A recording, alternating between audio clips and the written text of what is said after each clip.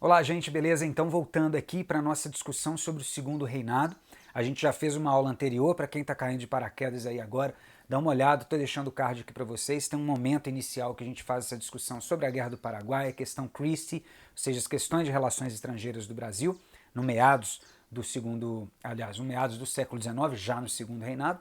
E agora nós vamos falar sobre o que desmantelou o Segundo Reinado brasileiro, que fez a crise da monarquia brasileira e que fez com que Dom Pedro II caísse em 1889, 15 de novembro, aquele momento em que nós chamamos de Proclamação da República, que foi, de certa forma, um golpe no Império por causa de questões que nós falaremos daqui a pouco. Bom, vamos começar essa aula pensando o seguinte: quais são as bases do Império Brasileiro? O que sustenta o Império? Quais são os 4 pilares do Império Brasileiro? Escravidão, igreja, exército e a elite econômica. A elite econômica basicamente são os cafeicultores. O exército, altos oficiais militares, a escravidão, que está ligada diretamente ao interesse dos proprietários de terra, principalmente os cafeicultores, que são conhecidos também como barões do café, e por último a Igreja Católica. Ok, vamos começar então pela Igreja. Em 1864, o Papa Pio IX publicou em Roma a bula Syllabus, que dizia que maçons e clérigos eram incompatíveis, ou seja, se um clérigo participasse da maçonaria, ele precisava sair e que os maçons não poderiam participar de questões clericais. E isso significava, inclusive, a excomunhão de maçons que tivessem alguma ligação com o catolicismo. E aí no Brasil as coisas são diferentes. Por quê? Aqui no Brasil o imperador ele estava acima dos negócios papais quando dizia respeito a algumas questões como essa, por exemplo. Então havia no Brasil um regime chamado padroado. O imperador tinha a última palavra em alguns assuntos como esse, como essa questão de uma bula que venha proibir maçons e clérigos de conviverem nas duas instituições. Então, o Dom Pedro II resolveu dizer que a bula Syllabus no Brasil, neste quesito específico da questão da maçonaria, não seria aplicada. Inclusive, que o Império Brasileiro não perseguiria os maçons e não faria essa ruptura que a bula mandava. Pois que alguns clérigos brasileiros, eles não aceitam, alguns bispos brasileiros não aceitam o que o Dom Pedro II faz, que é então querer desobedecer uma ordem papal. Então os bispos ficam do lado do Papa, passam nas suas regiões, no caso principalmente do bispo de Olinda e do bispo do Pará, eles passam nas suas regiões a cumprir o que a bula Syllabus mandava, e o Dom Pedro II então manda prendê-los. E isso vira um escândalo no Brasil, 2 bispos importantes presos por conta de estarem seguindo uma bula papal. Então isso é um conflito, isso é uma tensão que ocorre entre o Império Brasileiro e a Igreja Católica. Quando os bispos são soltos e o próprio imperador mandou soltá-los, fica uma fissura nas relações entre o clero e a monarquia brasileira. Essa é uma primeira questão. E aí não é à toa que vamos ver muitos clérigos começando a afastar o seu apoio, tirar isso que seria a primeira base aí que a gente está analisando de fundamentação do Império. A outra questão, vamos pensar os militares. Os militares brasileiros que voltam da Guerra do Paraguai, eles veem uma instituição esvaziada. O Exército Brasileiro era uma instituição obsoleta, pouco valorizada, muito menos valorizada que a Guarda Nacional Brasileira. Então, os militares brasileiros começam a se aproximar dos ideais republicanos também. Até porque Benjamin Constant e outros líderes brasileiros na época, que eram militares e que eram professores, principalmente da escola militar lá da Praia Vermelha, no Rio de Janeiro, eles formavam tenentes, oficiais baixos do exército, então são jovens oficiais que estão aprendendo filosofia positivista, estão aprendendo republicanismo, a filosofia positivista francesa que defendia o republicanismo, que defendia um governo dos cientistas, daqueles que conhecem as leis naturais da sociedade ou de funcionamento dela. Então os militares iam aprendendo isso, iam cultivando esses valores que eram muito mais republicanos do que próximos de uma monarquia. Então, nesse sentido, os militares começam a abandonar também o apoio que davam tradicionalmente ao Império, então, por esses 2 motivos. O primeiro, uma intenção de valorização da instituição militar, e de outro lado, pensando que um movimento, ou melhor, que um governo republicano seria muito mais pertinente, coerente com o tipo de corporação que eles queriam. corporação modernizada, não mais obsoleta do ponto de vista de sua organização, das suas armas. A Guerra do Paraguai mostrou muito isso ao Exército Brasileiro, que o Exército Brasileiro precisava de se modernizar, e modernização estava muito mais afinado naquele momento com a ideia de república do que de monarquia. Então a gente chega agora ao terceiro pilar, a escravidão. Porque naquela época havia inclusive uma geração nova, uma geração que é chamada de geração de 1870, muitos deles intelectuais, eles se inclusive auto-intitulavam mosqueteiros intelectuais. Eu estou falando aqui de um Silvio Romero, de um Tobias Barreto, de um Luiz Azevedo, depois uma geração mais jovem, um Joaquim Nabuco. Esses caras começam a falar em fim da escravidão. O Nabuco, por exemplo, é uma pessoa que tem um detalhe nessa história, porque ele é monarquista, mas é um monarquista abolicionista. E ele dialoga bem com esses novos pensadores, muitos deles já ligados à República. Então o republicanismo, o movimento republicano, que a gente chama de propagandismo republicano, que são esses republicanos que vão publicar em jornais, que vão publicar manifestos e que vão publicar inclusive muitas vezes charges de crítica ao Império, mostravam Dom Pedro II cansado, velho, obsoleto como o próprio Império, queriam fazer essa alusão simbólica, né? E aí o republicanismo começa a ganhar força, ganhar adeptos, e esse cenário novo de republicanismo, ele vai então criando cada vez mais meios de crítica ao Império, meios de crítica ao imperador. Como eu disse, nem sempre o republicanismo e o abolicionismo caminham juntos, mas muitas vezes caminham juntos sim. E como são duas agendas que estão crescendo muito nesse momento, muitas vezes elas se encontram.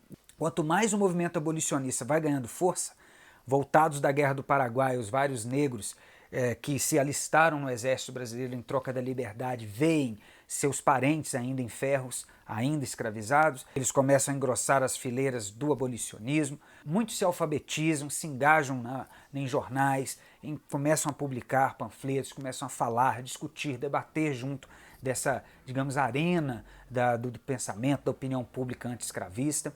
Políticos são anti-escravistas, muitos queriam inclusive acabar com a escravidão gradativamente, inclusive como ela acabou gradativamente, e tirando o elemento escravo cada vez mais, porque inclusive muita gente, e olha como é interessante pensar isso, o Eusébio de Queiroz, que foi quem aprovou, aliás, quem propôs o fim do tráfico negreiro e foi aprovado pela Assembleia na época, ele era ultraconservador. E vários conservadores eram abolicionistas. Não é regra conservador é escravista, liberal é abolicionista. Não. Havia liberais que eram escravistas e conservadores que não eram. Mas como que a gente explica os conservadores serem abolicionistas? Explica-se basicamente, por um lado, pela pressão inglesa, que nós já falamos diversas vezes em outras aulas, inclusive é importante vocês conferirem. O que é a pressão inglesa? É a Inglaterra querendo dizer para o Brasil, é preciso acabar com a escravidão. Que seja primeiro o tráfico, depois a escravidão como instituição, mas é preciso acabar. Então essa pressão inglesa é a pressão externa, questão externa. Agora, mais do que isso, tem também a pressão interna, desse movimento social que foi a abolição da escravatura. E para os conservadores, a pressão interna ela tinha que ser respondida da seguinte maneira: nós vamos abolir a escravidão, sim, porque a escravidão é um atraso, é algo obsoleto. Começaram a entender pelas nações no mundo inteiro, e nessa época a biologia é muito forte, a eugenia, que falava em um gene superior, que é o branco europeu, falava-se que a civilização e o progresso só seriam alcançados se fosse uma nação branca. Então acabar com a escravidão significava um pouco também branquear o Brasil. É uma agenda totalmente diferente do que a gente poderia imaginar, não é uma questão humanitária, mas uma questão prática, pragmática de transformação da nação brasileira. O que significa isso? Que o movimento abolicionista é heterogêneo, ele traz várias questões ao mesmo tempo. E ele vai carregando ou levando a questão da abolição de uma perspectiva gradual. E é assim que os chamados emancipacionistas, que eram aqueles que queriam o fim da escravidão gradualmente, é assim que eles queriam que a escravidão acabasse sem causar grandes colapsos à economia brasileira. Então é um momento crucial em que nós estamos vendo um movimento heterogêneo, de pessoas de vários tipos, de vários interesses aí conjuminados, encontrando numa mesma corrente que acaba sendo a abolição. Em 1888, a Lei Áurea será então assinada pela princesa Isabel. O Dom Pedro II estava na Europa, ele estava fazendo tratamento de saúde, então ele não estava no Brasil, por isso a princesa Isabel respondia por ele como princesa regente, era a filha dele, que poderia inclusive herdar o trono se não houvesse o golpe republicano e o Dom Pedro fosse destituído e a própria monarquia.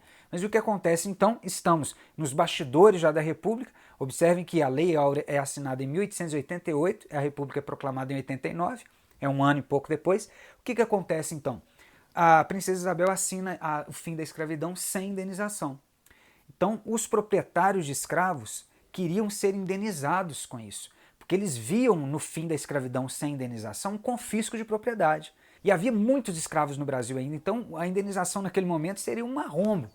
Então, o Brasil teria que pegar mais do que o orçamento de um ano inteiro do governo para quitar essas dívidas com os senhores que deveriam ser indenizados. Então a faixa que eles levantam é: abaixo a monarquia, abolicionista, viva a república, com indenização. E por que com indenização? Porque eles querem ser indenizados muito mais do que tornar o Brasil republicano. Quer dizer, vamos tornar o Brasil republicano não para torná-lo republicano, mas para tirar a monarquia e quem sabe a república nos indenize. Então esse tipo de processo é o que faz com que a monarquia caia em 1889. Há um acordo político entre os republicanos, eles dão um golpe verdadeiramente. O primeiro-ministro brasileiro era, naquela época, o Barão de Ouro Preto. Ele iria mandar prender o Deodoro da Fonseca, uma notícia falsa. E esse burburinho, essa falácia, ela foi disseminada ali no Rio de Janeiro, isso é 2, 3 dias antes da proclamação. E aí o Deodoro da Fonseca, que era um militar de altas decisões do Exército, inclusive amigo do Dom Pedro II, é pressionado ou encorajado por esses políticos que estavam interessados na República, já havia tempo, ele é encorajado então a dar um golpe e derrubar tanto o Ministério Ouro Preto quanto o imperador Dom Pedro II. A família real teve tempo apenas de juntar suas malas e 2 dias depois já embarcar para a Europa no exílio. Agora a gente junta os elementos aqui. Como é que isso ocorreu, para a gente resumir?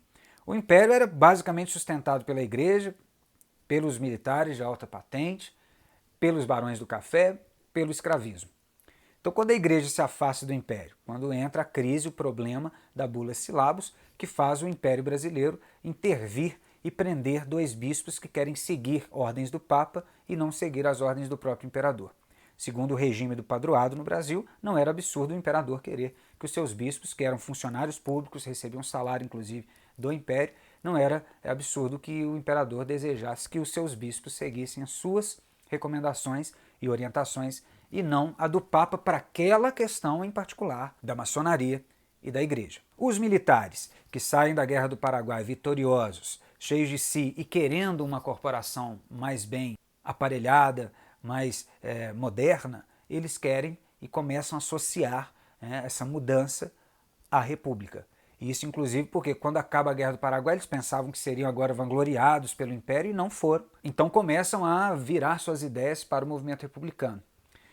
Os escravos que são libertos sem indenização fazem com que os barões do café se afastem também, os últimos sustentáculos do Império se afastem do Império e vão apoiar o movimento republicano que já vinha desde as décadas anteriores ganhando força dentro do Brasil e que seria o responsável por derrubar o imperador Dom Pedro II. Todo esse cenário, então, começa a traçar já um novo momento da história do Brasil, que é o momento republicano. A República começa com um golpe, já tem revoluções imediatamente, já vai ter uma ditadura, o próprio Deodoro da Fonseca depois vence as eleições, o voto é indireto, a República cria uma Constituição cheia de problemas também, com exclusão social, não é aquele regime que se esperava, vai se abrir as portas à entrada da sociedade civil, as pessoas vão participar. Não, pelo contrário, inclusive as classes populares eram muito mais monarquistas do que republicanistas. A República acaba sendo uma questão de poucas elites do Brasil, de algumas pessoas que entendiam sobre o regime, que sonhavam com um regime mais aberto, e muitos vão se frustrar com isso, porque será um regime extremamente cheio de confusões, de lutas internas, instabilidades. Esse é um assunto que vocês vão estudar posteriormente, sem dúvida nenhuma, é um dos principais assuntos da história do Brasil contemporâneo. Por hoje, então, mais uma vez, nós ficamos por aqui. É só. Muito obrigado pela atenção e estudem mais. Tchau, tchau.